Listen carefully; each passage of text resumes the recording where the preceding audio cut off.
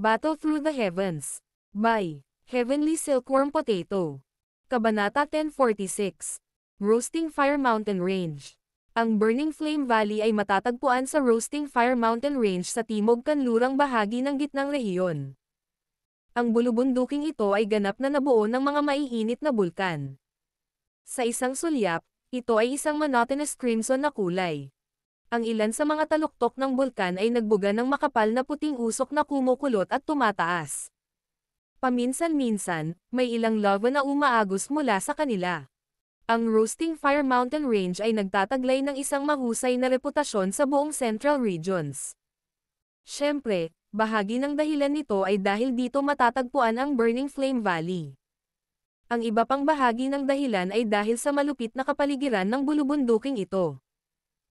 Kahit na ang kapaligiran ay hindi talaga kaaya-aya sa mata, ang walang katapusang mga bulkan ay nagresulta sa enerhiya ng fire affinity sa lugar na ito na hindi karaniwang siksik. Ang pagsasagawa ng fire affinity chi methods dito ay walang alinlangan na magbibigay daan sa isa na makakuha ng dobleng reward sa kalahati ng pagsisikap. Kaya naman, napakaraming fire affinity chi method practitioner na magsasapanganib at pumunta sa lugar na ito kahit na alam nila na ito ay lubhang mapanganib. Ang Roasting Fire Mountain Range ay hindi kalayuan sa Tianhuang City. Wala pang kalahating araw ang biyahe. Bukod dito, ang bilis ng paglipad ng napakalaking ibon na ginamit ni Elder Chiwo ay medyo mabilis. Kaya naman, malabo na mararamdaman ni Xiaoyan ang kanyang paligid na unti-unting napupuno ng natural na enerhiya pagkatapos ng maikling 4 na oras. Ang ganitong uri ng kapunuan ay malabo na may halong karahasan. Nakatingin sa malayo ang mga mata ni Xiaoyan habang nakatayo siya sa likod ng napakalaking ibon. Isang nagniningas na pulang linya ang nakikita niya sa gilid ng kanyang paningin. Ang maapoy pulang linyang ito ay medyo kahanga-hanga, at ang isa ay hindi makita ang dulo sa isang sulyap. Hihihi. Batang kaibigan na si Yan Xiao. Ito ang Roasting Fire Mountain Range. Ang punong tanggapan ng Burning Flame Valley ay nasa loob. Ngumiti si Elder Chiwo kay Xiaoyan habang nagpatuloy siya. Ang Roasting Fire Mountain Range ay puno ng fire affinity energy. Gayunpaman, dahil sa mga bulkan na sumasabog sa buong taon, ang enerhiyang ito ay naglalaman ng ilang karahasan sa loob nito. Kung ang isang tao ay gustong sumipsip nito, ang isang tao ay kailangang paalisan ang karahasan sa loob. Kung hindi, ang isip ng isang tao ay maaapektuhan pagkatapos ng pagsasanay sa mahabang panahon. Ngumiti si Xiaoyan at tumango. Bagamat hindi kailangang matakot si Xiaoyan sa marahas na enerhiyang ito dahil sa pagprotekta sa kanya ng Heavenly Flames, binanggit ito ng may mabuting hangarin ng kabilang partido. Bukod dito, maraming magical beasts sa loob ng Roasting Fire Mountain Range na mas mabangis, marahas at mabangis kumpara sa ibang mga lugar. Bukod dito, ang Roasting Fire Mountain Range na ito ay malawak at walang katapusan. Kahit ang aking Burning Flame Valley ay hindi nag-imbestiga sa ilang mga lugar sa loob nito. Kaya, ang batang kaibigang si Yan Xiao ay dapat mag-ingat kung mag-isa kang maglakad-lakad. Hihihi. Salamat sa iyong paalala, Elder Chiwo. Ikinaway ni Elder Chiwo ang kanyang kamay sa paraang walang pakialam. Ibinaba niya ang kanyang manggas at ang maapoy na pula, napakalaking ibon sa ilalim ng kanilang mga paa ay nagpabilis ng takbo nito. Kaagad, nagpalit-palit ito ng apoy na sumugod sa tuloy-tuloy na hanay ng kabundukan. Matapos makapasok sa Roasting Fire Mountain Range, sa wakas ay nakuha ni Xiaoyan ang malinaw na pagtingin dito. Ang mga halaman ay bihirang makita sa loob ng bulubunduking ito. Sa isang sulyap, karamihan sa lugar na ito ay pulang-pula na lupa. Kahit isang patch ng damo ay hindi matagpuan sa lupa. Tila ang kapaligiran sa lugar na ito ay talagang malupit. Ang temperatura ay tumaas din ng malaki pagkatapos na makapasok sa Roasting Fire Mountain Range. Gayunpaman, ang temperatura ay wala kay Xiaoyan o Elder Chiwo. Kaya naman, wala ni isa sa kanila ang labis na nag-aalala. Nilaibat ng mga mata ni Elder Chiwo ang kabundukan. Agad na naglabas ng sipol ang kanyang bibig. Ang maapoy pula, napakalaking ibon ay unti-unting binawasan ang bilis nito. Ilang sandali pa, dahan-dahan itong bumaba at dumapo sa paanan ng isang matangkad na pulang bundok. Nanliit ang mga mata ni Xiaoyan pagkatapos niyang tumalon pababa mula sa likod ng ibon. Mayroong dalawang napaka-wrinkle na matangkad na pulang bundok sa harap niya. Ang dalawang malalaking bundok na ito ay nakasandal sa isa't isa. Isang paliko-liko na hagdan ng bato ang pumulupot sa bundok. Huminto ang mga mata ni Xiaoyan sa isang lugar na hindi kalayuan sa harap ng hagdan ng bato. Agad na sumili ang pagkagulat sa kanyang mga mata. Ang espasyo doon ay malabo na naglalabas ng nakakagulat na spatial ripple. Maliwanag, may nakatagong espasyo sa likod nito. Hihihi. Batang kaibigan na si Yan Xiao, sundan mo ako. Ngumiti si Elder Chiwo. Nanguna siyang umakyat sa hagdan ng bato. Sumunod si Xiaoyan malapit sa likuran habang dahan-daang lumilibot ang kanyang mga mata.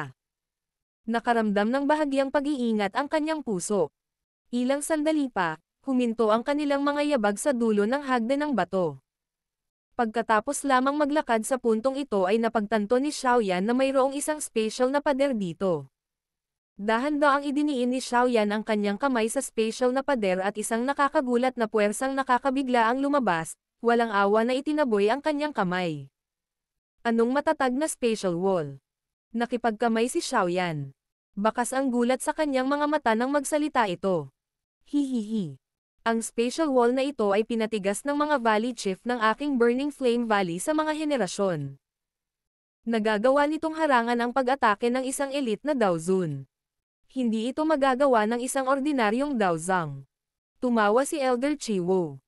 Isang spatial wall na maaaring hamarang sa pag-atake ng isang elite na Daozun. Hindi sinasadyang napaklik ni Xiaoyan ang kanyang dila nang marinig niya ito.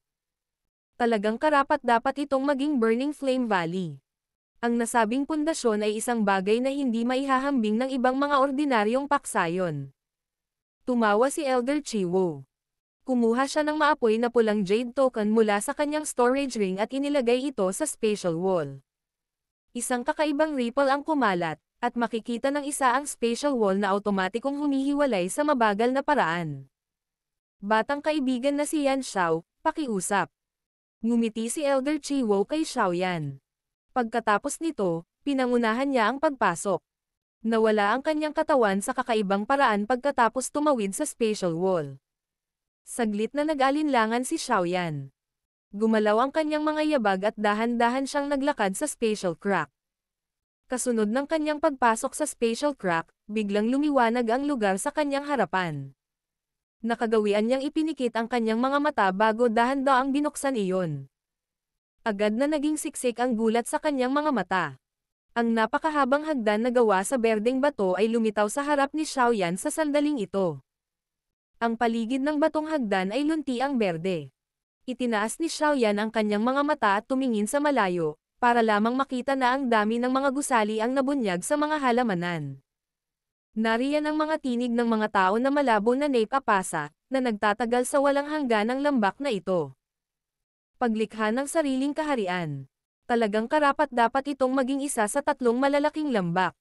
Kahit ang isang tulad ni Xiaoyan ay hindi napigil ang mapabulalas nang makita niya ang tanawing ito na ganap na naiiba sa karaniwang mundo sa labas. Hihihi. Hindi ito maituturing na lumikha ng isang kaharian. Ang kakayahang iyon ay isang bagay na tanging isang Daosheng class na pag-iral ang kayang gawin. Gayunpaman, pagkatapos na may tayo ng mga henerasyon ng mga pinuno mula sa aking Burning Flame Valley, ang lugar na ito ay talagang maituturing na isang utopia sa mundo ng bulkan. Ikinaway ni Elder Chiwo ang kanyang kamay.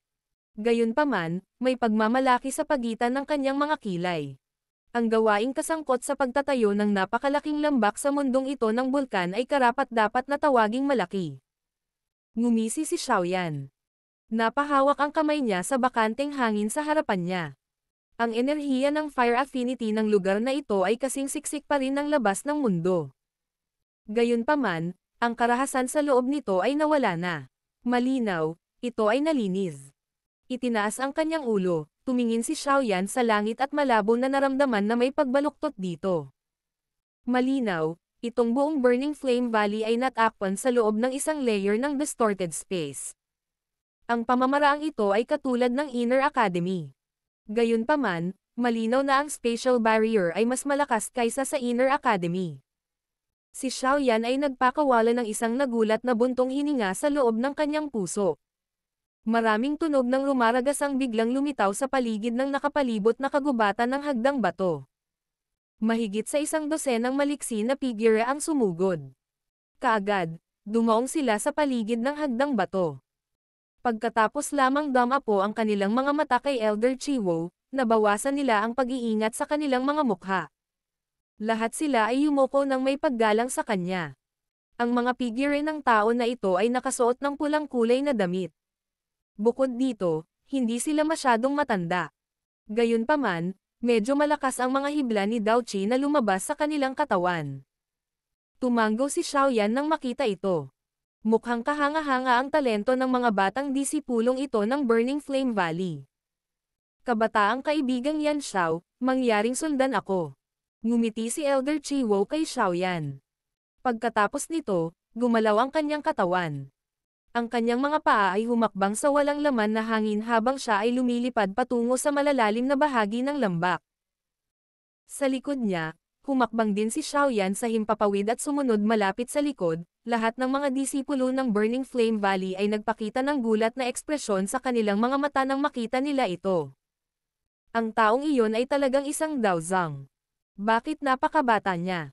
Ito ay dapat na isang senior na sinadyang ginawa ang kanyang sarili sa ganitong paraan. Narinig ko na ang ilang mga medicinal pill ay may nakapagpapaganda na epekto. Oo, ito dapat. Kung ito ang kanyang aktwal na edad, hindi ba siya may kukumpara kay Miss Woer? Tama, sapat na ang isang abnormal na tao tulad ni Miss Woer. Masyadong malaking dagok kung marami pa sila. Hindi narinig ni Xiaoyan ang pribadong pag-uusap ng mga taong ito. Mahigpit niyang sinundan si Elder Chiwo. Lumipad sila ng ilang minuto bago unti-unting bumaba. Sa wakas, nakarating sila sa harap ng isang malaking, nagninangas na pulang bulwagan. Maraming mga gusali sa gitna ng lambak. Napakaraming mga disipulo ng Burning Flame Valley na nakasuot ng pulang damit ang pumalibot sa kanila. Paminsan-minsan, maririnig ang ingay ng mga taong nagtitimpi, na nagbibigay daan sa ilang kasiglahan sa pag-akyat sa loob ng napakalaking lambak na ito. Sa sandaling ito, medyo marami ang mga disipulo ng Burning Flame Valley na nagbabantay sa maapoy na pula, malaking bulwagan. Ang kanilang maingat na mga mata ay paulit-ulit na nagwawalis sa buong lugar. Mukhang dumating na ang iba pang Alchemist Grandmasters. Ungol ni Elder Chiwo habang nakatingin sa mahigpit na binabantayan, malaking bulwagan. Ano ang gustong pinuhin ng iyong Valley Chief? Kailangan ba ang napakaraming alchemist? Kumunat ang noo ni Xiaoyan at nagtanong. Hihihi. Hindi na kailangan ng napakarami. Sa halip, ang intensyon ay makahanap ng isa o dalawang angkop sa mga alchemist na ito. Siyempre, kahit na hindi mapili ang isa, ang Burning Flame Valley ay maghahanda pa rin ng malaking regalo. Ang batang kaibigan na si Yan Xiao ay hindi kailangang mag-alala. Nakangiti si Elder Chiwo habang nagpapaliwanag. Kailangan bang pumili? Lalo pang nagsalubong ang kilay ni Xiaoyan.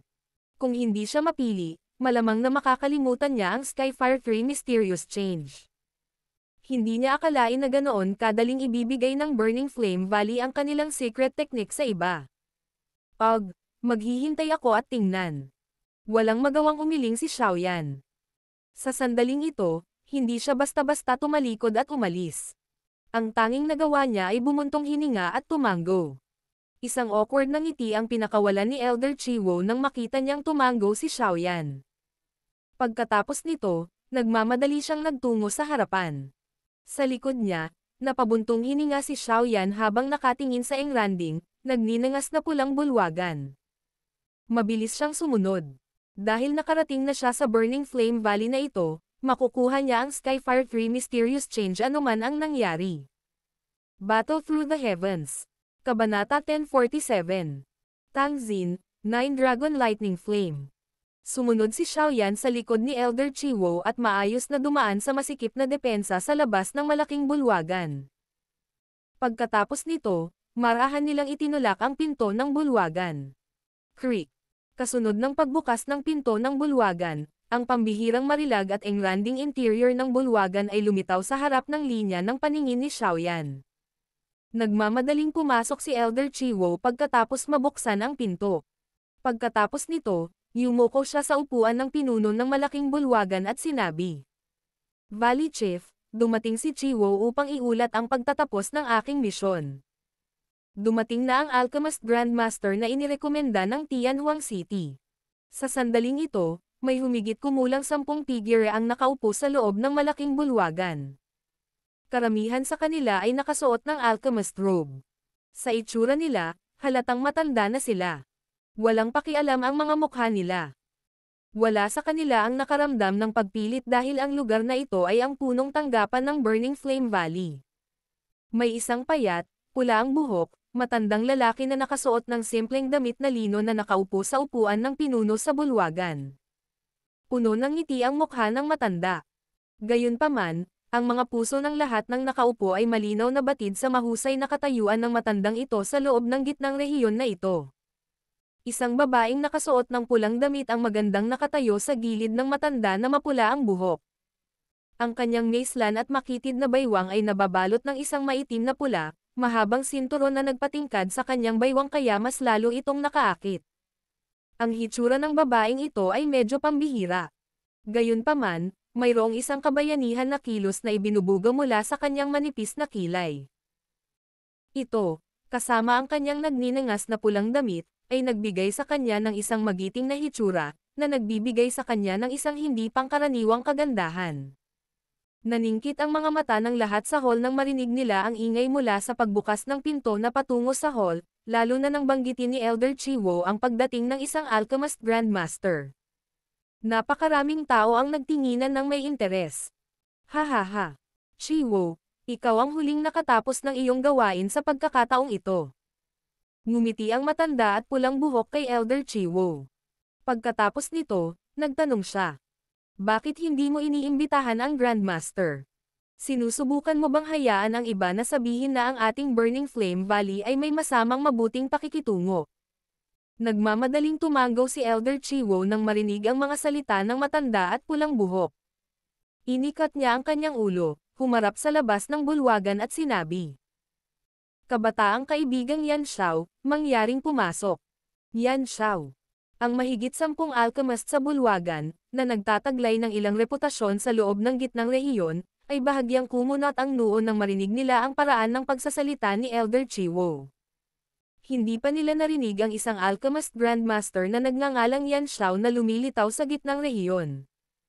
Habang ang lahat ay nag-aalinlangan, isang payat na figure ang dahan-daang pumasok sa bulwagan. Ang hindi pangkaraniwang batang mukha ni Xiao Yan ay agad na nakatatak sa mga mata ng lahat ng tao sa bulwagan. Pagkatapos nito, hindi nakakagulat na napuno ng pansamantalang katahimikan ang bulwagan. Binati ni Yan Xiao ang Valley Chief. Si Xiao Yan ay walang pakialam sa mga hindi pangkaraniwang hitsura na ito. Ang kanyang mga mata ay tumalon sa pulang buhok, matandang lalaki sa upuan ng pinuno sa bulwagan. Si Xiao Yan ay malabo na nakaramdam ng mahinang presyon nang pumasok siya sa bulwagan. Ang pinagmulan ng pressure na ito ay nagmula sa payat, matandang lalaking ito na hindi mukhang nakakatakot. Ang pulang buhok at matandang lalaki ay nagulat din nang makita niya si Xiao Yan. Gayunpaman, napakahusay niyang itinago ang kanyang mga emosyon at hindi niya ito inilantad sa anumang paraan. Ang kanyang mga mata ay dahan-daang dumampi kay Xiao Yan. Kasunod nito, ang sorpresa sa kanyang mga mata ay naging mas siksik. Hahaha.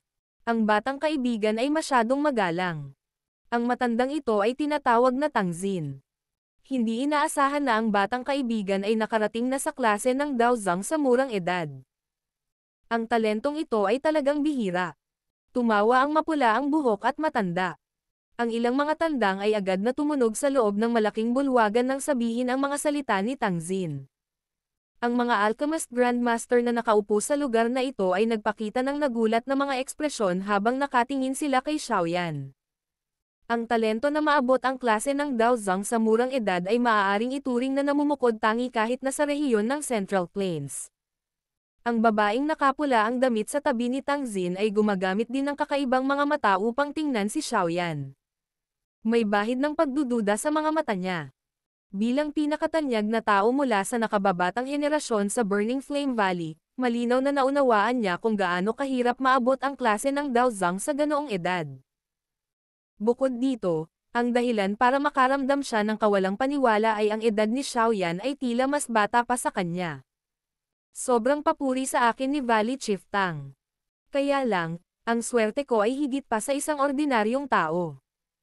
Hindi nagbago ang ekspresyon ni Xiaoyan, ngunit hindi sinasadyang nakaramdam ng pagkagulat ang kanyang puso. Ang taong ito ay talagang karapat-dapat na maging pinuno ng Burning Flame Valley. Nasabi niya ang lakas ni Xiaoyan sa isang sulyap lang.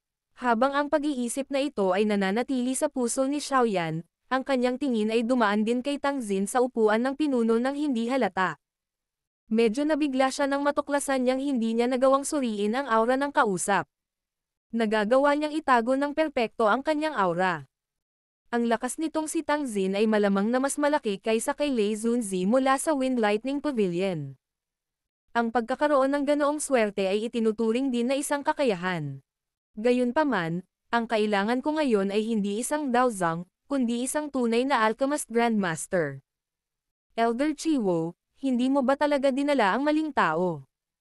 Isang matandang lalaki na nakasuot ng alchemist robe sa gilid ay sumulyap kay Xiaoyan habang siya ay walang pakialam na nagsasalita. Napakanipis ng mga labi ng matandang ito. Siya ay nagpakita tulad ng uri ng tao na prangka magsalita.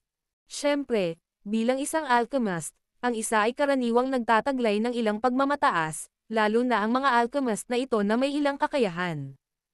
Itinuring silang mga importanteng tao saan man sila magpunta. Lahat sila ay parehong ginugol ang kalahati ng kanilang buhay sa pagsasanay ng mapait upang magkaroon ng ganoong tagumpay, ngunit si Elder Chiwo ay random na nagdala ng isang binata at tinawag siyang Alchemist Grandmaster. Ito ay walang alinlangan na magiging sanhi ng kanilang mga puso na makaramdam ng kaunting kawalang kasiyahan. Ang isang Alchemist Grandmaster ay isang anyo ng address na may malaking timbang sa Central Plains. Bukod dito, ang mga kinakailangan para makuha ang titulong ito ay medyo malupit. Ang unang kondisyon ay ang isa ay dapat na makapagpino ng isang baitang 6 o kahit na isang tier 7 na tabletang panggamot ng mag-isa. Siyempre, kung ang isang tao ay maaaring pinuhin ang isang tier 8 medicinal pill, ang isa ay maaaring tawaging alchemist guro. Bahagyang kumunot ang noo ni Elder Chiwo nang marinig ang mga salita ng matandang ito. Agad niyang sinabing nakangiti. Grandmaster Mo, mangyaring makatiyak na ang matandang ito ay may kaunting paningin pa rin. Ang batang kaibigang ito na si Yan Xiao ay talagang naabot ang mga kinakailangan na sinabi ng Valley Chief. Isang mahinang buntong hininga lang ang nailabas ng tinatawag na Elder Mo nang marinig niya ito. Sinulyapan ng kanyang mga mata si Xiaoyan bago siya tumigil sa pagsasalita. Hahaha. Kung talagang gaya ng binanggit ni Elder Chiwo, ang talento ng batang kaibigang ito na si Yan Xiao ay malamang na higit na mas malaki kaysa sa talento ng aking anak na babae. Hindi isang simpleng bagay na makamit ang kadakilaan sa kasanayan sa alchemist habang naabot ang klase ng Daozang ng sabay. Tila hindi narinig ni Tang Ying ang pagdududa na naramdaman ni Grandmaster Mo kay Xiaoyan habang nakangiti ito. Tumalon sa isang mabilis na conclusion sa pamamagitan lamang ng pagdinig sa kung ano ang sinasabi ng isang tao. Ama, sa tingin ko ikaw ay nagiging magulo sa iyong pagtanda. Ang pulang damit na babae sa gilid ay pumulupot sa kanyang mga labi at malamig na ngumuso. Ang kanyang magandang mga mata ay dumaan kay Xiaoyan habang ang kanyang puting nyebe na baba ay nakataas. May provocation sa mga mata niya. Hindi pa siya nakatagpo ng isang kalaban sa parehong henerasyon na maihahambing sa kanya sa lahat ng mga taon na ito. Ang hitsura ni Xiaoyan ay naging sanhi ng kanyang, na nagtataglay ng isang mapagkompetensyang espiritu, upang makaramdam ng malaking interes. Napangiti lang si Xiaoyan sa mukha ng provokasyon sa mga mata ng babaeng nakasuot ng pula. Nararamdaman niya na walang masamang intensyon ang babaeng ito. Medyo hindi siya nasisiyahan sa mga sinabi ni Tang Xin kanina. Kabataang kaibigan na si Yan Xiao, mangyaring humanap ng mauupuan. Ngumiti si Tang Ying at itinuro si Xiaoyan. Nakangiting tumango si Xiaoyan. Pagkatapos nito, inakay siya sa isang upuan sa malaking bulwagan ni Elder Chiwo sa tabi niya. Ang Grandmaster Mo na iyon mula kanina ay isang tier 6 alchemist. Nagagawa niyang magpino ng medicinal peel sa pinakamataas na antas ng Tier 6. Kung bibigyan pa siya ng ilang taon, malamang naaabot siya sa Tier 7. Medyo masungit ang bibig ng taong iyon. Kumilos ka na parang hindi mo narinig ang kanyang mga salita. Marahang ipinaliwanag ni Elder Chiwo kay Xiaoyan pagkatapos niyang maupo. Ibinaba ni Xiaoyan ang kanyang baba nang hindi nag-iiwan ng bakas nang marinig niya ito. Naramdaman niya na ang mga alchemist na inimbitahan dito ay mga kilalang tao maliban sa kanyang sarili. Gayunpaman, sa husay ng batang kaibigang si Yan Xiao, hindi mo kailangang bigyang pansin ang matandang ito. Ang kailangan mo lang gawin ay bigyang pansin ang dalawang tao sa mga nakaupo. Sila ang dalawang taong nakaupo sa kaliwa at kanan ng Valley Chief. Naantig ang puso ni Xiaoyan nang marinig niya ang mga salita ni Elder Chiwo. Inilibot niya ang kanyang mga mata. May dalawang matandang lalaki na nakapikit sa magkabilang gilid ni Tangzin. Pinipigilan ang kanilang mga aura, ngunit malabo pa ring nararamdaman ni Xiaoyan ang maringal na espiritual na lakas na tumatagos sa lugar sa tabi ng dalawang taong ito. Mga alchemist sa Tier 7. Bahagyang naningkit ang mga mata ni Xiaoyan. Marahang tinapik ng daliri niya ang tuhod niya. Ito dapat ang unang pagkakataon niyang makakita ng Tier 7 alchemist sa lahat ng mga taon na ito. Ang dalawang taong ito ay nagtatamasa ng isang mahusay na reputasyon sa loob ng gitnang rehiyon.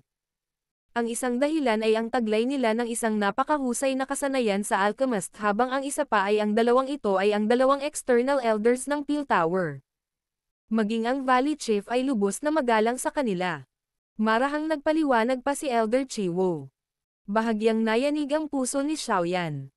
Mga panlabas na elder ng Peel Tower. Ang pamagat na ito ay talagang nakakagulat. Hahaha. Dahil dumating na ang lahat, ang matandang ito ay magsasalita ng kaunti tungkol sa bagay na ito sa kamay. Si Tang Ying sa upuan ng pinuno ay mahinang umubo. Nilaybot ng kanyang mga mata ang buong bulwagan habang sinabing, "Sa tingin ko, alam ng lahat ang tungkol dito. Gusto ng matandang ako na magpino ng isang medicinal peel. Ang medicinal peel na ito ay isang Tier 7 high-grade medicinal peel." Bahagyang nagbago ang ekspresyon ng mahigit 10 alchemist grandmaster sa malaking bulwagan nang marinig ito. Ang isang Tier 7 medicinal peel ay itinuturing na mataas kahit para sa mga taong ito na nakaupo dito. Nang magsalita si Tang Ying, dahan-dahan ding binuksan ng dalawang external elders ng Peel Tower ang kanilang nakapikit na mga mata. Sinulyapan nila ang nauna at sinabing, "Tier 7 high-grade medicinal peel." Ang medicinal peel ng tier na ito ay isang bagay na kahit na kaming dalawa ay hindi kayang pinuhin. Bagamat silang dalawa ay Tier 7 alchemist, nagawa lang nilang pinuhin ang ilang Tier 7 low-grade medicinal peel. Ang kanilang mga pagkakataong magtagumpay kapag pinipino ang isang middle grade na tableta ay maaaring mabawasan ng kalahati. Gayunpaman, kung ito ay isang mataas na grado na tableta, ang kanilang mga pagkakataon na magtagumpay ay magiging malungkot. Hahaha. Maaari mong ipaubaya ang bagay na ito sa matandang ito. Kahit na ang matandang ito ay hindi isang alchemist, may ilang mga kakayahan ko na hindi lahat sa inyo ay nagtataglay. Ngumiti si Tangzin at nagsabi, "Ang kailangan ko lang ay dalawang alchemist na kayang labanan ang aking 9 Dragon Lightning Flame." Pagkasabi nito, marahang kinuyam ni Tangzin ang kanyang kamay. Isang puff sound ang naririnig ng isa habang dahan-daang bumangon ang kulay pilak na apoy mula sa kanyang kamay.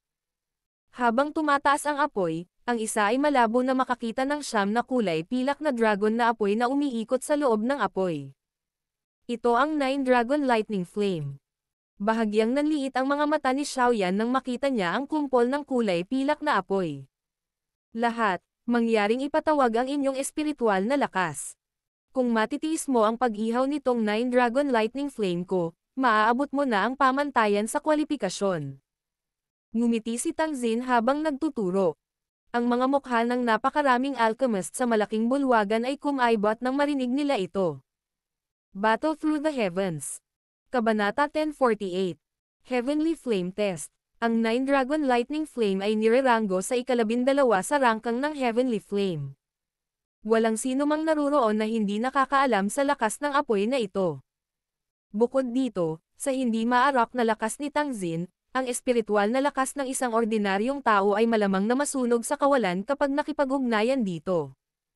Kahit na ang espiritual na lakas ng mga naririto ay hindi mahina, hindi nila nakayanan ang gayong pagsubok.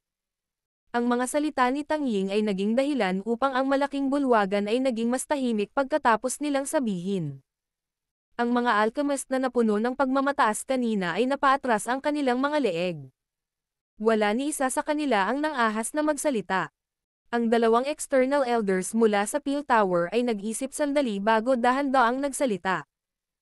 Valley Chief Tang, lahat tayo ay batid kung gaano kalakas ang Nine Dragon Lightning Flame. Mayroong kapangyarihan ng dragon na natipon sa Heavenly Flame. Kaya naman, nagtataglay ito ng mahimalang epekto ng pagkabigla sa kaluluwa ng isang tao.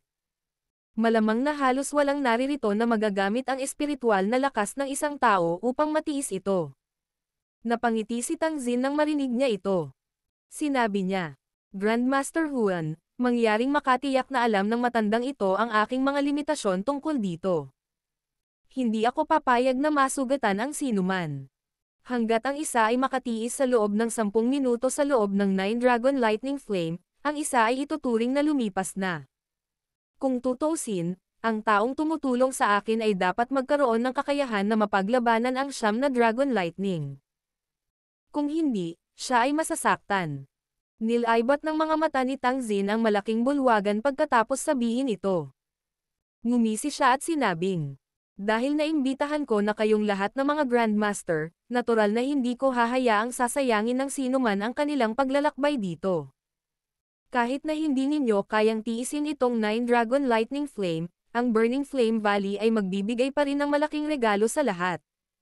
Ang lahat sa bulwagan sa wakas ay nagsimulang mag-isip ng obetebo pagkatapos marinig ang mga salitang ito.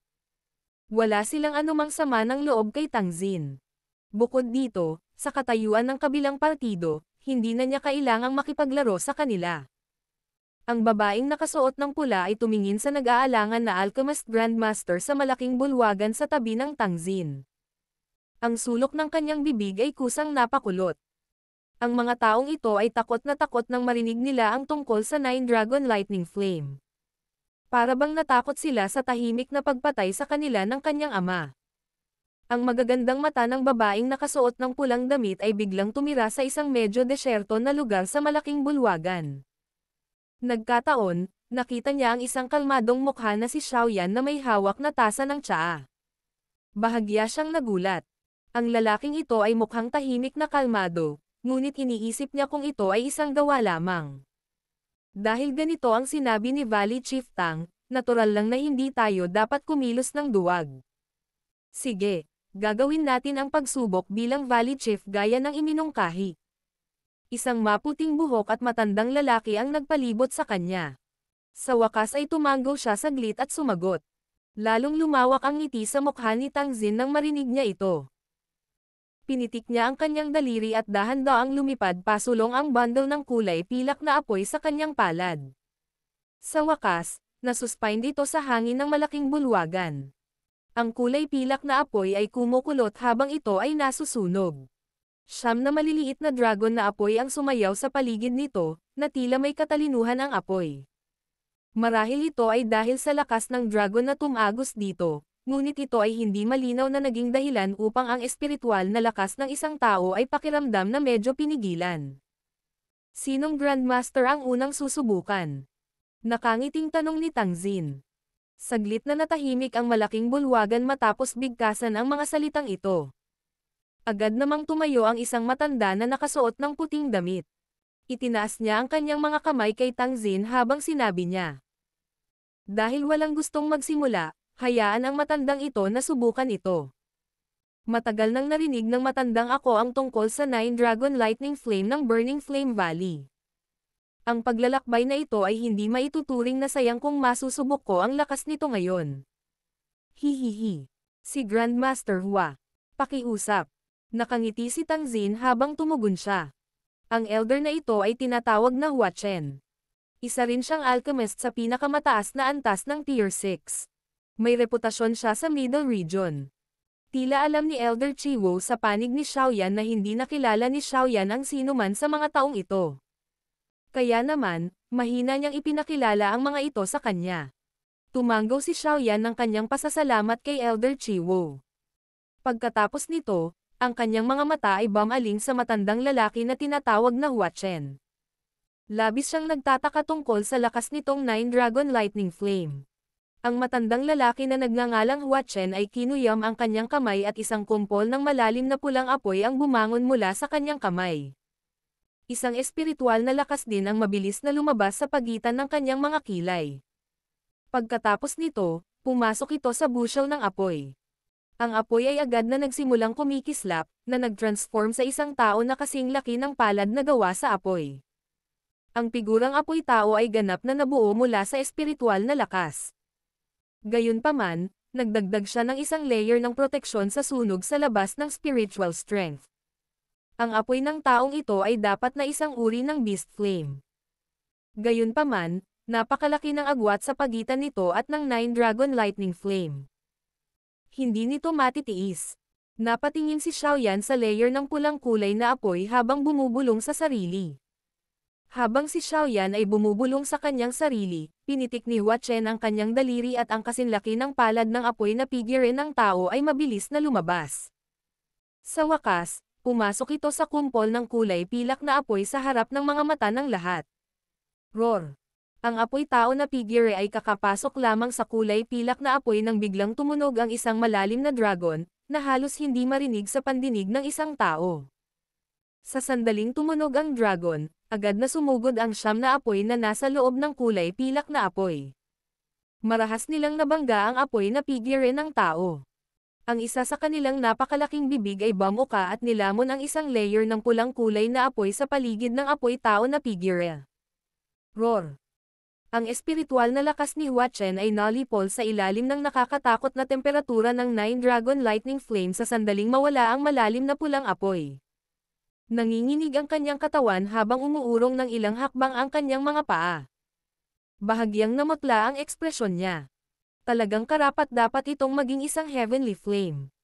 Inamin ng matandang ako ang pagkatalo. Mapait na ngumiti si Hua Chen at umiling matapos patatagin ang kanyang katawan. Bumantong hininga siya at bumalik sa kanyang upuan na may mapait na ekspresyon. Ang apoy ng hayop, na ipinagmamalaki niya, ay hindi nagtataglay ng kahit katiting na kakayahan na labanan itong Nine Dragon Lightning Flame. Ang ilan sa mga Alchemist Grandmaster na naruroon ay hindi sinasadyang nagbago ng kanilang mga ekspresyon nang makita nilang si Hua Chen ay hindi makatiis kahit isang minuto. Napakalakas ba nitong Nine Dragon Lightning Flame? Mayroong ilang iba pang alchemist na hindi bumili ng ideya at sinubukan itong matapos si Hua Chen. Gayunpaman, lahat sila ay hindi nakayanan ang pagpunit at pagkagat ng siyam na Fire Dragon. Walang sino man sa kanila ang makatiis sa loob ng 10 minuto. Ang matandang lalaki na tinatawag na Grandmaster Mo, na kinutya noon si Xiaoyan, ay kabilang sa kanila. Si Tang Xin ay maaaring hindi magpahayag ng anumang emosyon sa kanyang mukha, ngunit ang kanyang puso ay bumantong hininga na may kaunting pagkabigo nang makita niyang ang mga alchemist ay sunod-sunod na nabigo. Tila masusubok lamang niya kung maabot ng 2 external elder mula sa Peel Tower ang target na kailangan niya. Nabigo na naman ang isa pang alchemist grandmaster. Sa sandaling ito, ang tanging nasa malaking bulwagan na hindi pa nakakagawa ay ang 2 external elder mula sa Peel Tower at Xiaoyan. Siyempre, si Xiaoyan ay natural na hindi pinansin ng iba. Halos lahat ng mga tingin ay ibinato sa 2 external elder na ito. Pagkatapos ng lahat, ang 2 taong ito lamang ang tunay na Tier 7 alchemist sa loob ng malaking bulwagan na ito. Nine Dragon Lightning Flame, ang dragons ay maaaring yumanig sa kaluluwa ng isang tao. Ang pagsubok na ito ay talagang hindi madali. Ang external elder ng Peel Tower na tinatawag na Grandmaster Huan ang unang nagpakawala ng mahinang buntong hininga.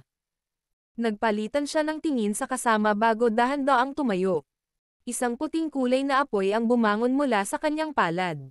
Ang apoy na ito ay medyo kakaiba dahil ang apoy ay naglalabas ng malamig na hangin kapag ito ay tumaas. Sky Cold Flame. Ang apoy na ito ni Grandmaster Huan ay dapat na nakuha mula sa katawan ng Skybone Python, tama ba? Nabalitaan na ang Skybone Python na ito ay lilito lamang sa mga rehiyon kung saan lumilitaw ang bone-chilling flame. Ang beast flame na ito sa loob ng katawan nito ay katulad ng bone-chilling flame. Maging si Tang Xin ay nagulat nang makita niya itong kulay puti na apoy na nagbubuga ng malamig na hangin. Napataas ang kilay ni Xiaoyan nang marinig niya ito. Medyo nagulat siya habang pinag-aaralan niya ang Sky Cold Flame sa kamay ni Grandmaster Huan. Hindi inaasahan na ang bagay na ito ay may kaugnayan sa bone-chilling flame ng guro. Ang bone-chilling flame. Wala akong ganoong klaseng pagpapala at nakilala ko lang ang Skybone Python. Mapait na tumawa si Grandmaster Huan. Pagkatapos nito, ang kanyang espiritual na lakas ay kumalat mula sa pagitan ng kanyang mga kilay at sumanib sa apoy. Kaagad, gumalaw ang apoy, na naging isang puting sawa na pumasok sa kulay pilak na apoy sa isang iglap. Ang sawa na ito, na natatakpan ng puting apoy, ay kakapasok lamang sa pilak na apoy ng ang siyam na apoy na dragon sa loob nito ay biglang sumulpat. Sa pagkakataong ito, gayunpaman, ang puting kulay na python ay nagtataglay ng ilang kakayahan. Mahigpit nitong naprotektahan ang apoy sa ibabaw nito, na pinipigilan itong lumunin ng mga dragon ng apoy. Pagkatapos nito, ang sawa sa loob ng apoy at ang mga dragon ng apoy ay nasa isang pagkapatas. Ang ekspresyon ni Grandmaster Huan ay naging mas solemna. Ang Sky Cold Flame ay maaaring medyo nauugnay sa bone-chilling flame, ngunit sa huli ay hindi ito isang heavenly flame. Imposibleng talagang labanan nito ang Nine Dragon Lightning Flame. Mabilis na damaloy ang oras sa tahimik at malaking bulwagan. Nang malapit ng tuluyang lumunin ng siyam na Fire Dragon ang kulay puti na Fire Python, sa wakas ay dumating na ang 10 minutong marka. Nagmamadaling sinenyasan ni Grandmaster Huan ang kanyang kamay at tumakas ang Fire Python. Pagkatapos nito, sumugod ito pabalik sa kanyang katawan. Talagang karapat-dapat itong maging isang Heavenly Flame na niranggo sa ika-12 sa Heavenly Flame Rankang. Dapat kong aminin ang kadakilaan nito. Sa wakas ay nakahinga ng maluwag si Grandmaster Huan habang mapait na tumawa pagkatapos na bawiin ang Fire Python. Binabati kita Grandmaster Huan, nagtagumpay ka. Ngumiti si Tang Xin at sinabing. Pagkatapos nito, dumausdas ang kanyang mga mata sa isa pang external elder mula sa Peel Tower. Grandmaster Xiao, ikaw na. Ang apoy na pag-aari nitong Grandmaster Xiao ay hindi kasing lakas ng kanyang kasama. Mula sa kung paano ito nakita ni Xiaoyan, maaari lamang itong ituring na isang upper middle level na beast flame. Malamang na hindi niya kayang magtiis ng 10 minuto sa pamamagitan ng paggamit ng ganitong uri ng apoy ng hayop upang labanan ang Nine Dragon Lightning Flame. Ito ay tulad ng inaasahan ni Xiaoyan. Nang makalipas ang 7 minuto, ang kulay asul na apoy ay hindi na nakatiis, at ito ay pinagpira-piraso ng siyam na apoy na dragon na magkasamang sumugod. Napabuntong hininga na lamang si Grandmaster Xiao nang makita niya ito. Umiling siya kay Tang Xin bago bumalik sa kanyang upuan. Ang ganitong uri ng pagsubok ay hindi lamang sumubok sa espiritual na lakas ng isang tao, ngunit nasubok din kung kaninong apoy ang mas malakas. Sumilay ang pagkadismaya sa mga mata ni Tang Xin nang makita niyang hindi nakatiis si Grandmaster Xiao hanggang sa huli. Antong hininga siya. Na problema ko ang lahat. Sa kasalukuyan, si Grandmaster Huan lamang ang nakapasa sa pagsusulit. Gayunpaman, ang matandang ako ay nangangailangan ng 2 tao. Wala na bang ibang Alchemist Grandmaster? Battle Through the Heavens. Kabanata 1049. Gantimpala. Nagulat si Tang Xin nang makita niya ang lahat ng mga tingin sa bulwagan na nagtitipon sa katawan ni Xiaoyan. Saglit siyang nag-alinlangan bago ibinuka ang kanyang bibig para magtanong. Itong batang kaibigang si Yan Xiao, gusto mo bang subukan ito? Natural na batid ni Tang Xin na marami sa mga taong naruroon ang gumagamit ng mentalidad na gustong manood ng magandang palabas. Gayunpaman, mula sa paraan na nakita niya ito, dahil si Xiaoyan ay nangahas na pumunta sa Burning Flame Valley na ito, dapat din siyang magkaroon ng ilang kakayahan. Pagkatapos ng lahat, sigurado siya sa mga kakayahan ni Elder Chiwo. Ang babaeng nakasuot ng pulang damit sa tabi ni Tang Xin ay nakakross ang kanyang mga kamay sa kanyang dibdib. Ang kanyang magagandang mata ay nakatingin kay Xiaoyan ng may interes. Nais din niyang malaman kung ang binata na ito, na pinuri ni Tang Xin kanina, ay may kaunting kakayahan o kung isa lang siyang bumpkin ng bansa. Dahil nakarating ako sa Burning Flame Valley, natural na kailangan kong subukan ang pagsubok na ito. Bahagyang ngumiti si Xiaoyan sa harap ng maraming mata at dahan-dahang tumango. Ang ilang mga alchemist grandmaster sa bulwagan ay hindi sinasadyang nagpahayag ng panunuya sa kanilang mga mukha nang marinig nila ito. Kahit na hindi sila nakapagtiis ng matagal laban sa Nine Dragon Lightning Flame, lalo na ang isang batang lalaki. Dahil interesado ang batang kaibigang si Xiaoyan, mangyaring subukan ito. Kung makapasa ka, ikaw at si Grandmaster Huan ang pumupuno sa dalawang pwesto. Itinaas ni Tang Xin ang kanyang kamay habang nagsasalita. Sabay ngiti niya, medyo nagulat sa katapangan ni Xiaoyan. Dahan-dahang tumayo si Xiaoyan. Napatingin siya sa pilak na apoy na nakasabit sa hangin ng malaking bulwagan. Kaagad, kinuyam niya ang kanyang kamay, at ang isang kumpol ng jade green na apoy ay kumulot at umakyat dito. Ang kasalukuyang kontrol ni Xiaoyan sa Glazed Lotus Heart Flame ay umabot na sa lawak kung saan kaya niya itong manipulahin sa kalooban.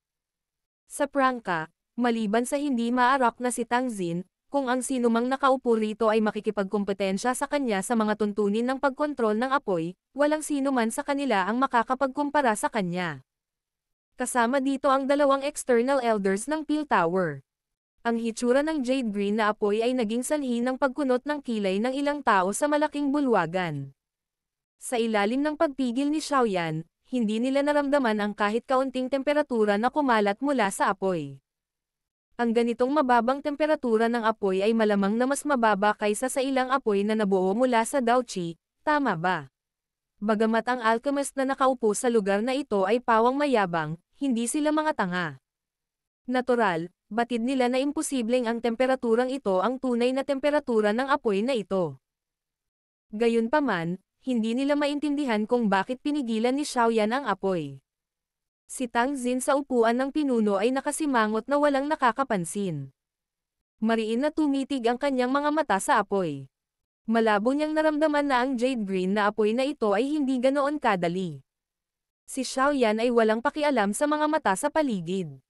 Isang ideya ang pumasok sa kanyang isipan habang ang kanyang espiritual na lakas ay pumasok sa apoy. Ang apoy ay kumikislap, na naging isang kasing laki ng palad na Katanji tanging jade green fire lotus. Unti-unting umiikot ang apoy.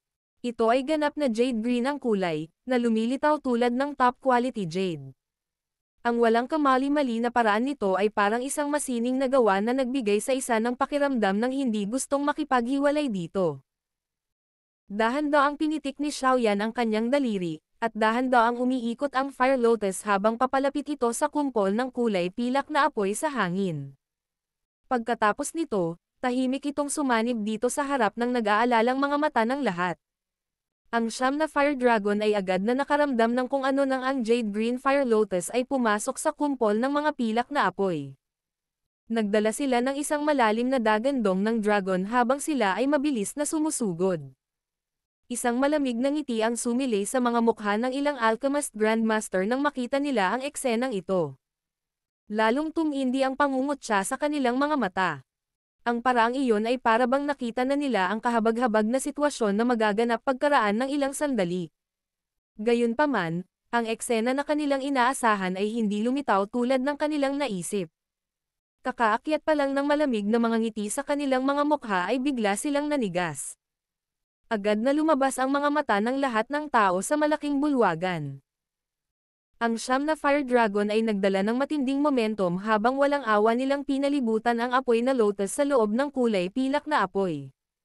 Gayunpaman, agad silang naging matamlay. Ilang sandali pa, nakita ng lahat ang isang eksena na naging dahilan ng pagkatulala nila. Ang siyam na fire dragon, na kumikilos pa rin sa makapangyarihan at marilag na paraan, ay tila nakakita ng nakakatakot na bagay sa sandaling ito. Lahat sila ay tumakas sa paraang parang kidlat. Matapos tumakas ang siyam na fire dragon sa malayo, muli silang dahan-daang lumangoy palapit.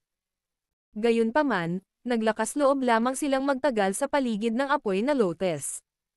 Tuloy-tuloy silang gumala-gala, ngunit hindi naglakas loob na sumugod at kumagat sa apoy na lotus tulad ng nangyari noong mga nakaraang okasyon.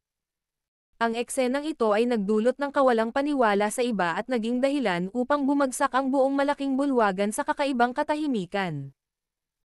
Ang mga Alchemist Grandmaster na iyon na naghihintay na manood ng palabas ay nagpakita ng kakaibang nakakatawang ekspresyon sa kanilang mga mukha nang tumingin sila sa magkahiwalay na Fire Lotus at Fire Dragon sa loob ng apoy. Ang ekspresyon ni Tang Xin ay naging mas solemn na din sa sandaling ito. Walang masyadong apoy sa mundong ito na maaaring maging sanhi ng pagkatakot ng Nine Dragon Lightning Flame. Bukod dito, sigurado siya sa sandaling ito na ang Jade Green na apoy na ipinatawag ni Xiaoyan ay talagang isang uri ng Heavenly Flame. Ang apoy ay Jade Green ang kulay. Gayunpaman, tila walang anumang Heavenly Flame sa Heavenly Flame ranking na nagtataglay ng ganoong kinang. Ang tanging katulad ng kulay ay ang Green Lotus Core Flame na nasa ika-19 na ranggo, ngunit ang ningning nito ay hindi gaanong siksik. Bukod dito, kahit na ito ay ang Green Lotus Core Flame, hindi nito magagawang maging sanhi ng pagkatakot ng Nine Dragon Lightning Flame. Mukhang hindi simpleng tao ang binatang ito. Mahinang ungol ni Tang Xin sa kanyang puso. Hindi niya akalain na ang kabataang ito na nasa harapan niya ay magkakaroon din ng Heavenly Flame. Ang babaeng nakapula ang damit sa tabi ni Tang Xin ay nagkaroon din ng kakaibang kislap sa kanyang magandang mga mata dahil sa eksenang ito. Ang lalaking ito, na mukhang medyo bata pa, ay talagang hindi isang tanga. Gayunpaman, hindi niya alam kung ano ang kanyang mga pagkakataon kung makipag-away siya sa kanya. Hindi sinasadyang nakaramdam ng pangangati ang mga kamay ng babaeng nakasuot ng pula nang maisip niya ito.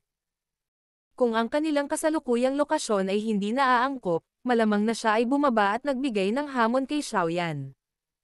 Hindi ito ang unang pagkakataon na ginawa niya ang ganoong bagay. Maging si Tang Xin ay nakaramdam ng kawalan ng kakayahan na siya ay napakakompetensya sa kabila ng pagiging isang babae. Nagulat din ang mga mata ng dalawang external elder mula sa Peel Tower sa loob ng malaking bulwagan sa sandaling ito. Sa kanilang karanasan, natural na nahulaan nila kung ano ang Jade Green na apoy. Hindi inaasahan. Ang taong ito, na mukhang napakabata, ay talagang nagtataglay ng Heavenly Flame. I wonder kung gaano karaming mga alchemist ang magiging interesado kung kumalat ang balitang ito. Nang maisip nila ito, ang mga mata ng dalawang iyon ay dumaan sa malaking bulwagan nang hindi napapansin. Nakita nga nila ang isang matako na ekspresyon na lumalabas sa mga mata ng ilang tao. Ang mga nakaupo sa lugar na ito ay nagtataglay ng ilang reputasyon sa gitnang rehiyon, ngunit kahit na sila ay nakakaramdam ng katakawan. Mula dito, posibleng makita kung gaano kalaki ang pang-akit na taglay ng isang Heavenly Flame sa isang alchemist. 10 minuto ang mabilis na dam-aloy sa tahimik at malaking bulwagan. Kinawayan ni Xiaoyan ang kanyang kamay nang katatapos lang ng 10 minuto. Ang apoy na lotus ay sumugod sa apoy nang hindi nakaranas ng anumang pagkawala. Sa wakas, nagbuga ito ng boom at sumabog, naging isang kumpol ng apoy na pumasok sa kamay ni Xiaoyan. Valley Chief Tang, maaari ko bang malaman kung nakapasa ako? Binawi ni Xiaoyan ang kanyang apoy, na natiling nakatutok ang kanyang tingin kay Tang Xin, at ngumiti habang nagtanong habang nakakuyom ang kanyang mga kamay. Hihihi. Kailangan mo pa ba ang matandang ito para ipahayag ang resulta? Binabati kita, batang kaibigan na si Yan Xiao. Kasama ka, ang matandang ito ay tunay na nakatipon ng 2 tao. Hinaplos ng kamay ni Tang Xin ang kanyang balbas habang tumatawa siya ng malakas. Ang kanyang mga mata ay agad na dumausdas kay Elder Chiwo habang sinabi niya. Chiwo, nahawakan mo ang iyong gawain sa paraang kasiya siya tulad ng dati. Nakahanap ka ng isang bata at namumukod tanging tao tulad ng kabataang kaibigan na si Yan Xiao. Baka sa mukha ni Elder Chiwo ang isang ngiti nang marinig niya ito. Magalang niyang sinabi. Swerte lang ako. Ang makilala ang batang kaibigang si Yan Xiao ay maituturing na swerte ko. Medyo naging hindi natural ang mga mukha ng ilang alchemist grandmaster sa malaking bulwagan nang marinig nila ang mga salita ni Tang Xin. Lalo na ito para kay Grandmaster Mo na kinutya si Xiaoyan kanina. Ang kanyang ekspresyon ay parang nakalunok lang ng langaw. Ang eksenang ito ay isang bagay na hindi niya inaasahan. Bukod dito, hindi niya talaga maintindihan kung paano nagkaroon ng Heavenly Flame si Xiaoyan sa ganoong edad. Umaasa lang siya sa tulong ng Heavenly Flame. Walang maganda dito. Bahagyang kumaibot ang mga labi ni Grandmaster Mo habang siya ay patuloy na matigas ang ulo na tumawa sa malamig na paraan. Talagang hindi nagustuhan ni Xiaoyan ang matandang ito na nagsalita ng mga salita na talagang naging sanhi ng paghamak sa kanya ng iba. Pagkatapos na sumulyap sa kanya, inalis ni Xiaoyan ang kanyang mga mata at tuluyang hindi siya pinansin. Ngumisi din si Tang Xin. Sa kanyang paningin, natural niyang masasabi na ang binatang ito na tinatawag na Yan Xiao ay tiyak na may ilang kasanayan. Ang kanyang kakayahan sa alchemist ay maaaring nasa antas na halos hindi kayang ihambing ng sino man dito. Lahat, mangyaring makasigurado. Aanyayahan ko ang lahat na manood kapag ang medicinal pill refinement ay isinasagawa na. Ang malamig na ngiti sa mukha ni Grandmaster Mo ay lalong lumaki nang marinig ang mga salita ni Tang Xin. Lumingon ang kanyang mga mata kay Xiaoyan habang mahinang sinabi. Kahit na nagtataglay ka ng Heavenly Flame, masisira mo lang ang mga bagay-bagay kung kulang ka sa kakayahan. Kung sisirain mo ang mahahalagang sangkap ng gamot ng Valley Chief Tang, malamang na hindi mo siya mabayaran. Salamat sa iyong paalala. Ang Grandmaster Mo na ito ay maaaring manood lamang mula sa gilid. Ipaubaya na lang sa amin ni Grandmaster Huan ang pagtulong sa Valley Chief Tang sa pagdadalisay ng isang medicinal pill. Nakangiting sumagot si Xiaoyan yan. Ang nakatagong pangungutya sa mga salita ni Xiaoyan ay naging sanhi ng pagiging mapurol ni Grandmaster Mo. Kusang namula ang mukha niya habang nanginginig ang teacup na hawak niya. Sa hitsura nito, labis siyang nagalit sa mga salitang ito ni Xiaoyan. Hihihi. Ang babaeng nakasuot ng pula ay hindi sinasadyang napangiti nang makita niyang galit si Xiaoyan kay Grandmaster Mo sa isang pangungusap lamang. Gayunpaman, nagmamadali siyang itinikom ang kanyang bibig nang makita niyang pinandilatan siya ni Tang Xin. Hihihi. Lahat, huwag na nating pagtalunan ito. Ang mga sangkap na panggamot na kailangan para pinuhin ang medicinal pill ay maaaring mahalaga, ngunit sa kakayahan ng aking Burning Flame Valley, nagagawa pa rin nating tipunin ang lahat ng ito. Sa makatuwid, hindi na kailangan ng anumang pasanin sa pag-iisip kapag tinutulungan ang matandang ako sa pagpino ng gamot na tableta. Ikinaway ni Tang Xin ang kanyang kamay habang siya ay mahinang tumawa. Dagdag pa rito, hindi magiging simple ang pagpipino ng mga tabletang panggamot sa pagkakataong ito. Kaya naman, malinaw na sasabihin ng matandang ito ng maaga. Hanggat matutulungan ninyo akong dalawa sa matagumpay na pagpino nito, tiyak na ang gantimpala ay isang bagay na ikalulugod ninyo. Hihihi. Siyempre, maaari ka lang humiling kung may kailangan kayong dalawa. Agad na tumibok ang puso ni Xiaoyan nang marinig niya ang mga salita ni Tang Xin. Pinagsalikop niya ang kanyang mga kamay at ngumiti habang nagtanong. Maaari ko bang malaman kung kasama sa reward na ito ang ilang chi methods o Dao techniques ng Burning Flame Valley? Nagulat si Tang Xin nang marinig niya ito. Tumingin siya kay Xiaoyan habang pinag-iisipan ang tanong. Pagkatapos nito ay tumawa siya. Hanggat hindi ilang sikreto ng Burning Flame Valley ang hindi maipapasa sa iba, lahat ng iba pa ay kasama. Maaari ko bang malaman kung ano ang itinoon ng batang kaibigan na si Yan Xiao? Tumibok ang puso ni Xiaoyan. Bumaba ang kanyang mga mata kay Tang Xin habang dahan-dahan niyang binibigkas. Skyfire 3 Mysterious Change. Battle Through the Heavens. Kabanata 1050. Magsikap. Skyfire 3 Mysterious Change. Nagulat si Tang Xin at ang babaeng nakasuot ng pulang damit sa gilid nang marinig nila ang mga salita ni Xiaoyan. Agad naman silang sumimangot.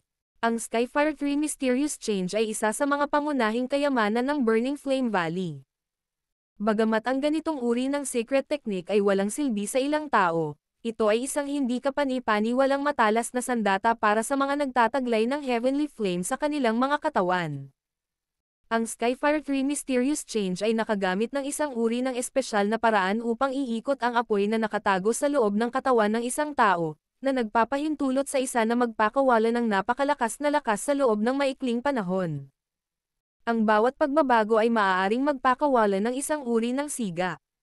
Kapag ang tatlong mga pagbabago ay nakapatong sa isa't isa, maaaring ito ay medyo nakakatakot.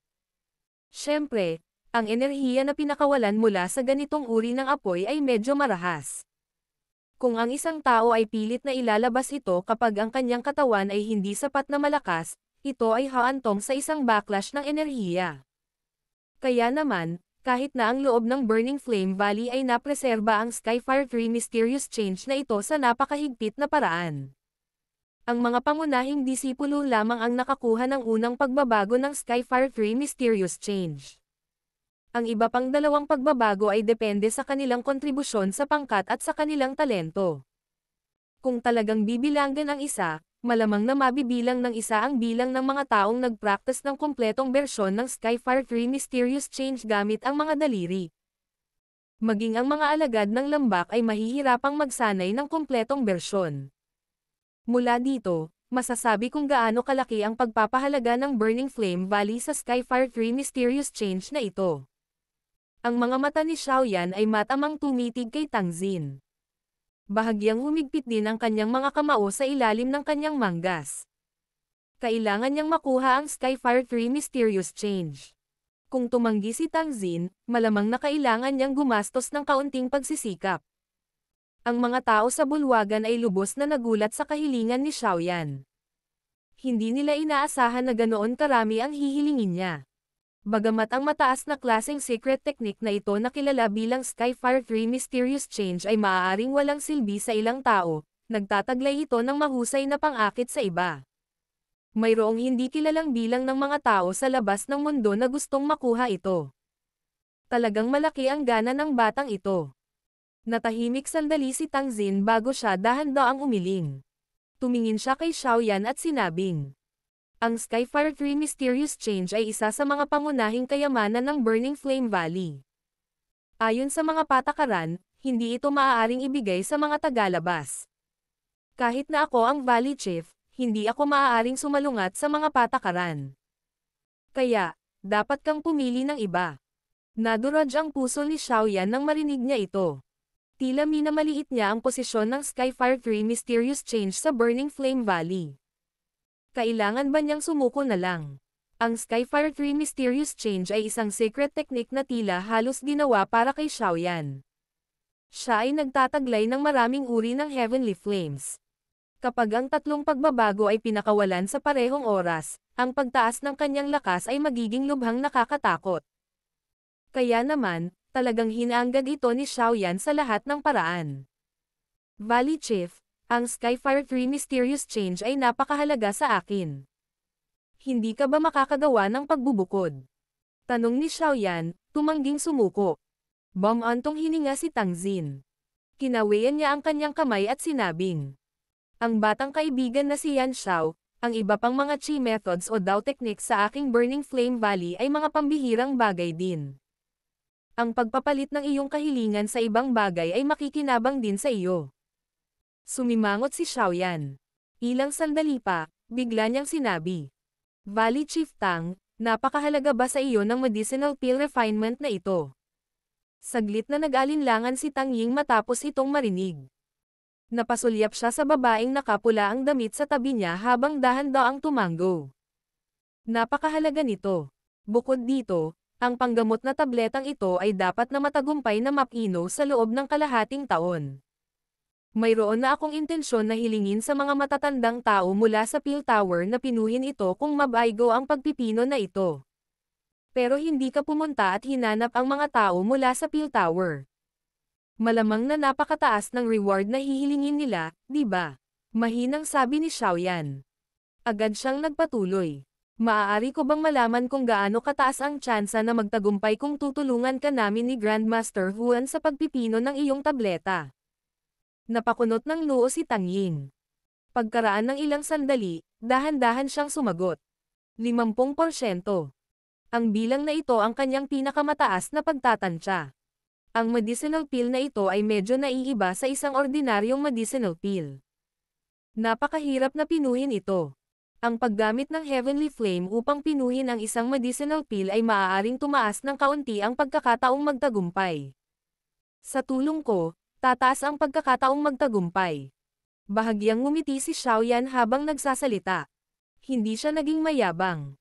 Sa halip, tiwala siya sa kanyang kakayahan sa alchemist. Ito, kasama ang kanyang spiritual strength na mas malakas kaysa sa isang ordinaryong Tier 7 alchemist, ay nagbigay sa kanya ng lubos na kumpiyansa na sabihin ang mga salitang ito. Tumingin si Tang Xin kay Xiaoyan nang may pagtataka nang marinig niya ang mga salitang ito. Gayunpaman, kaunting pagdududa ang natitira sa kanyang mga mata pagkatapos ng pagsusulit kanina. Ang lalaking ito, na mukhang bata pa, ay talagang hindi isang simpleng karakter. Hindi ko sinusubukang ipagmalaki ang mga salitang ito. Sa halip, nais kong ipaalam sa Valley Chief Tang na tiyak na hindi isang pagkakamali ang pagkuha sa akin. Ang maliit na pagkakataon ng tagumpay na ito ay maaaring maging sanhi ng pagpipino ng tableta na ito na lumampas sa inaasahan ng Valley Chief. Nakatuon ang mga mata ni Xiaoyan kay Tang Xin habang ipinapaliwanag niya ang kanyang talento. Dahan-daang gumuhit ang daliri ni Tang Xin sa mesa habang sinasabi niya. Wala bang planong sumuko ang batang kaibigang si Yan Xiao sa Skyfire 3 Mysterious Change? Kung naramdaman ni Valley Chief Tang na ang pill refinement na ito ay mas mahalaga kaysa sa Skyfire 3 Mysterious Change, marahil ay maaari nating subukan ito. Ang mga mata ni Xiaoyan ay dumaan sa babaeng nakasuot ng pulang damit sa gilid ng hindi nag-iiwan ng bakas habang mahina niyang iminungkahi. Ang mga salita ni Xiaoyan ay naging sanhi ng pagiging mapurol ni Tang Ying. Mahigpit niyang pinagkunot ang kanyang mga kilay, sinulyapan ang babaeng nakasuot ng pulang damit sa tabi niya, at nag-isip ng matagal. Saka lang siya dahan-daang tumanggo. Sinabi niya, ang pagpipino ng pill na ito ay talagang napakahalaga sa akin. Mas mahalaga pa ito kaysa sa Skyfire 3 Mysterious Change. Tumigil si Tang Ying nang magsalita siya hanggang sa puntong ito. Agad na tumingin ang kanyang mga mata kay Xiaoyan habang tumatawa. Kabataang kaibigan na si Yan Xiao, ang matandang ito ay talagang hinahangaan ang kislap ng iyong dila. Pagkatapos mong sabihin ito, tila nabawasan ang halaga ng aking Burning Flame Valley's Skyfire 3 Mysterious Change. Sumasang-ayon ako sa iyong mga salita. Gayunpaman, kahit ako ay hindi maaaring baguhin ang mga patakaran ng Burning Flame Valley. Napalaki ang bibig ni Xiaoyan at mapait na tumawa nang marinig niya ito. Wala talaga siyang ibang paraan kung walang epekto ang mga salitang ito. Gayunpaman, tumingin si Tang Xin kay Xiaoyan. Biglang nagbago ang tono niya habang sinabing, kung matagumpay mo akong tinulungan sa pagpino ng tableta sa pagkakataong ito, baka mabigyan kita ng pagkakataon. Kung maaagaw mo ito, ang Skyfire 3 Mysterious Change ay magiging sa iyo. Agad na natuwa si Xiaoyan nang marinig niya ang mga salitang ito. Bagamat hindi nangako si Tang Xin na ibibigay sa kanya ang Skyfire 3 Mysterious Change, mayroong, kahit papaano, ng pagkakataon. Hindi alintana kung gaano kahirap ang pagkakataong ito, sa huli ay mas mahusay kaysa sa pagtalikod sa Burning Flame Valley. Nasaksihan ni Xiaoyan ang lakas ng Wind Lightning Pavilion. Ang Burning Flame Valley na ito ay pinangalan ng isa sa 3 malalaking lambak. Ang lakas nito ay mas malaki pa kaysa sa Wind Lightning Pavilion. Sa makatuwid, ito ay pinakamahusay na kung siya ay maaaring maiwasan ang maging sa masamang mga tuntunin. Kung ganoon, magpapasalamat ako kay Valley Chief Tang. Itinaas ni Xiaoyan ang kanyang mga kamay kay Tang Xin habang siya ay sumagot at ngumiti. Ikinaway ni Tang Xin ang kanyang kamay. Bumantong hininga siya at sinabing, huwag ka munang magpasalamat sa akin. Ang lahat ng ito ay balanse sa paunang kondisyon ng matagumpay na pagpipino ng medicinal pill. At saka, kahit na magtagumpay ang pill refinement, kung matagumpay mong maialis sa iyo ang Skyfire 3 Mysterious Change ay depende sa iyong kakayahan. Tumanggo si Xiaoyan. Natural na alam niya na imposibleng makuha ang Skyfire 3 Mysterious Change nang walang anumang hadlang.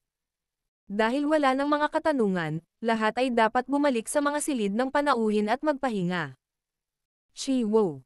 Nang makitang wala ng iba pang tanong, ikanaway ni Tang Xin ang kanyang mga kamay kay Elder Chiwo. Nagmamadali siyang humakbang pasulong, itinaas ang kanyang mga kamay sa lahat, at ngumiti habang sinasabing, pakisuyong sumunod sa akin. Tumayo si Xiaoyan at ang iba pa nang makita siya. Itinaas nila ang kanilang mga kamay kay Tang Xin bago sumunod kay Elder Chiwo palabas ng malaking bulwagan. Muling tumahimik ang bulwagan pagkaalis ng grupo ni Xiaoyan. Ang ngiti sa mukha ni Tang Xin ay dahan-dahan ding binawi. Isang mahinang buntong hininga ang pinakawalan niya. Ama, balak mo ba talagang ibigay ang Skyfire 3 Mysterious Change kay Yan Xiao? Pinaikot-ikot ng babaeng nakapula ang damit. Ang kanyang magagandang mata ay tumingin kay Tang Xin habang kinakagat niya ang kanyang ibabang pulang labi gamit ang likod ng kanyang mga ngipin at nagtanong. Ugh, War, dapat mong malaman kung gaano kahalaga sa iyo ang medicinal pill na dinadalisay sa oras na ito. Noon, gusto mong pilitin na sumanib sa Nine Dragon Lightning Flame, ngunit sa huli ay nakatanggap ka ng backlash mula sa apoy. Bagamat napanatili mo ang iyong buhay, nag-iwan ito ng malaking sekwela. Kung magpapatuloy ito sa loob ng 1 taon, mawawalan ng lakas ang iyong buhay sa loob ng 1 taon. Inihayag ni Tang Xin ang pagmamahal sa kanyang mga mata. Tumayo siya, tinapik ang mga balikat ng babaeng nakapula ang damit, at nagpatuloy. Ang rate ng tagumpay ng pagpino ko sa medicinal pill na ito ay tulad ng sinabi ni Yan Xiao. Ito ay hindi masyadong mataas. Bagamat ang taong ito ay bata pa, nang ahas akong sabihin na siya ay talagang nagtataglay ng ilang kakayahan. Sa kanyang tulong, ang mga pagkakataon na matagumpay na mapino ang medicinal pill na ito ay makabuluhang tataas. Gayunpaman, ang Skyfire 3 Mysterious Change ay isang nangungunang secret technique ng Burning Flame Valley. Kahit na pumayag si Ama, napakahirap na dumaan sa Elders Council. Namula ang mga mata ng babaeng nakapula ang damit habang mahinang sinabi. Sinabi ko na rin na binibigyan ko lang ng pagkakataon si Yan Xiao. Sa oras na iyon, mapapayagan ko siyang tamasahin ang pakikitungo sa mga pangunahing disipulo. Hanggat mayroon siyang kakayahan at natutugunan ang mga kinakailangan sa pagsusulit, ang Elders Council ay hindi na magsasabi ng kahit ano. Pagkatapos ng lahat, ako ang Valley Chief. Ngumiti si Tang Xin, iwinagayway ang kanyang kamay, at ipinaalam sa kanya. Napatango na lamang ang dalagang nakasuot ng pula nang marinig niya ito. Marahan niyang iginiit ang kanyang mga pilak na ngipin habang sinasabi. Kasalanan ng taong iyon. Napakarami niyang hinihiling. Hihihi. Bagamat ang taong ito ay walang kabuluhan, mayroon siyang kakayahan. Nagagawa na niyang supalan ang isang heavenly flame sa ganoong edad. Maaaring ipaliwanag ito ng isa kung mayroon siyang tulong ng isang eksperto. Gayunpaman, kung umasa siya sa kanyang sarili, medyo nakakatakot iyon. Tumawa si Tang Xin. Sinadya niyang itago ang kanyang hitsura. Gayunpaman, ang kanyang aktwal na edad ay dapat nakatulad ng kung ano ang nasa ibabaw. Ang matandang ito ay hindi pa nakarinig ng ganoong dayuhan at batang Tier 7 alchemist na lumilitaw sa gitnang rehiyon. Sa tingin ko ang Yan Xiao na ito ay dapat ding pekeng pangalan. Itinatago ang kanyang ulo at ipinapakita ang kanyang buntot. Malamang na hindi siya mabuting tao. Ungol ng babaeng nakapulang damit. Maliwanag, nagdamdam siya ng malaking sama ng loob dahil ginamit ni Xiaoyan ang pill refinement para pilitin si Tang Xin na pumili. Umiling si Tang Xin. Magiliw niyang tinapik ang ulo ng babaeng nakapula ang damit bago tumalikod at lumabas sa isang gilid ng pinto ng malaking bulwagan. Sige, tumigil ka na sa pag-ungol. Pumunta ka at maghanda. Magsisimula ang pagpipino ng tableta mamayang hapon. Kung pino ang gamot na tableta, maaari itong ituring na nag-aalis ng mabigat na pasanin sa aking puso. Hihihi. Medyo nagtataka ako kung anong kakayahan ang taglay ni Yan Xiao. Sana, matupad niya talaga ang inaasahan ko.